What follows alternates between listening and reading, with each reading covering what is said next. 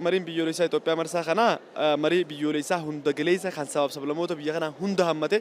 نما كوما أفرتو قلما كان كيس جرا نمني كومني أفرين إدو خنا تولدتك أمامه إثيوبيا قدتي سركا الدنيا تدي باغوسنا أموراف حالك أبتما سيا غراغرو ما سياسة خنا ندرو تري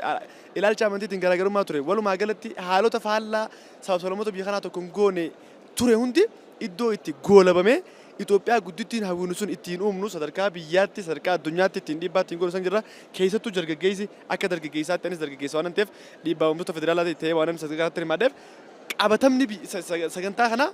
إثيوبيا بربانو سو إسينو ممتو كيسة تاتي هاوي شكي تقول لين كمنو هاوي قدان لين كنجل لين كنا ومن إثيوبيا هندي أمنتي أكاتا أمنتي خيسنتين أكاتا هند خيسنتين أمنتا خيسنين دوار أنا صلوتي أنا كنت جانا بترين جت شوربات Mariin biyyaalessaa baay'ee kan nama gammachiisu baay'ee abdii guddaa biyya kanaaf kan ta'u biyyi kun fuulduraaf haalli nageenya biyya kana keessa jiru poolitikaan biyya kana keessa jiru seerri biyya kanaaf duraan ba'eeru bakka inni itti sirratu Itoophiyaa haaraa iddoo isiin itti hojjetamtu ta'uusi baay'ee argee baay'ee gammadeen jiran kan biraa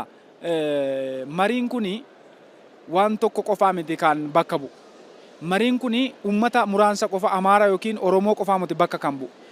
Ummata beersaboochii yookiin sabaaf sablammoota bakka kana jiran Itoophiyaa keessa kan jiran kan sabaaf sablammii keessatti kan dhalatin nama godaanaa irratti karaa irratti dhalate nama dhalate immoo haadha abbaan isaa biran jira. Sabi isaa kana kan jedhanii bakka bu'ee dhaloota lammii Itoophiyaati kan jedhame katti laakkaamee marii kana irratti jedhee baay'ee gammadee jira. Namoonni miidiyaa kana duuba ta'anii hordofanus namoonni mana ta'anii miidiyaa kana ilaalanis abdii isaanii nurra godhatanii waan gaarii akka mari'annu nurra waan abdii godhatanii baay'ee gammadeera. Uummannis nu caalaa akka gammadu immoo ani abdii guddaan qaba.